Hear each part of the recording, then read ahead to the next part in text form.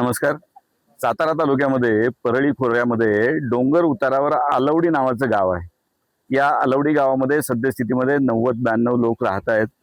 सकाळपासून या ठिकाणी आपण स्थितीवर नजर ठेवून होतो. गावामध्ये कार्यरत असलेले तलाठी आणि ग्रामसेवक आणि इतर कर्मचारी यांनी काही बाबी निदर्शनास आणून दिल्या. गावकऱ्यांनी काही बाबी निदर्शनास आणून दिल्या. त्याची पाहणी तहसीलदार, प्रांताधिकारी, BDO या सर्वांनी केल्यानंतर काही भागामध्ये जमिनीखालून पाणी वाहत असल्याचं दिसतंय.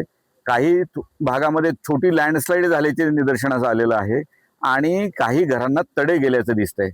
तर या सर्व पार्श्वभूमीवर मी आणि मुख्य कार्यकारी अधिकारी जिल्हा परिषद याश्नी नागराजन मॅडम आणि जिल्हा परिषदेचे उपाध्यक्ष राजू भैया भोसले आणि सर्व या भागातले जे अधिकारी आहेत यांनी प्रत्यक्ष जाऊन पाहणी केली. गावकरी आमच्या सोबत होते आणि आता सर्वानुमते असं ठरलेलं आहे की रात्रीच्या वेळेस जे घरांना तडे गेलेले आहेत त्याच्यात वाढ होण्याची शक्यता आहे, कारण आज दिवसभरामध्ये त्यामध्ये वाढ झालेली आहे. पाऊस अद्यापपर्यंत थांबलेला नाही आणि त्यामुळे धोका रात्री वाढण्याची शक्यता लक्षात घेऊन या भागातील, या गावातील सर्व लोकांना वाचवण्यासाठी आणि जीविताचं रक्षण करण्यासाठी टेम्पररी शिफ्टिंग ज्याला म्हणतो आपण, तात्पुरतं स्थलांतर आपण पाटेघरमध्ये किंवा सज्जनगडच्या पायथ्याला जिथे आपल्याला 2 हॉल मिळत आहेत त्या ठिकाणी आपण करतोय आणि उद्या सकाळी परत येऊन पाहणी केली जाईल आणि प्रसंगानुसार वेगळे निर्णय घेतले जातील. आज त्यांना सर्व गावकऱ्यांना विनंती केल्यानुसार त्यांनी आता संमती दिलेली आहे. वाहनांची व्यवस्था केलेली आहे. त्या ठिकाणी गावकऱ्यांसाठी जेवणाची व्यवस्था करण्यात येईल आणि लाईट, पाणी, स्वच्छता या सर्वांची व्यवस्था केली जाईल. आणि गावकऱ्यांचे मी आभार मानतो यासाठी की त्यांनी प्रशासनाने जे आवाहन केलेलं आहे, विनंती केली आहे, त्याला मान्यता दिली, मान दिला आणि ते आता सर्वजण आमच्या सोबत यायला तयार झालेले आहेत.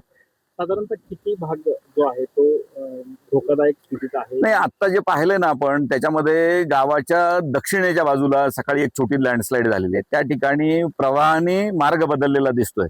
आता सध्या पाणी त्या मूळ प्रवाहातनं चाललेलं आहे, परंतु त्याला लागूनच जी घरं आहेत तर 2 घरामध्ये तर किमान तडे गेल्याचं दिसतंय आणि त्याच्या बाजूच्या जमिनीवर पण तडे विस्तारताना दिसत आहेत. कॉन्क्रीट रोड आहे त्याच्यावरही तडे सकाळच्या पेक्षा जास्त वाढलेले दिसत आहेत.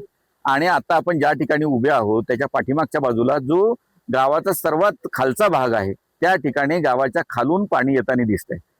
मुळात आपण सर्वांनी हे लक्षात घेतलं पाहिजे की जमिनीच्या खालून जर पाणी व्हायला लागलं तर खडक आणि माती याच्यामधनं पाणी वाहत असताना जो जमिनीला खडकाचा आधार असतो तो निघून जातो आणि लँडस्लाईड घडून येते. म्हणून आता परिस्थिती लक्षात घेऊन आपण हा निर्णय घेतलेला आहे की आज गावामध्ये जे लोक आहेत त्यांना विनंती करून आपण तात्पुरतं स्थलांतरित करतो.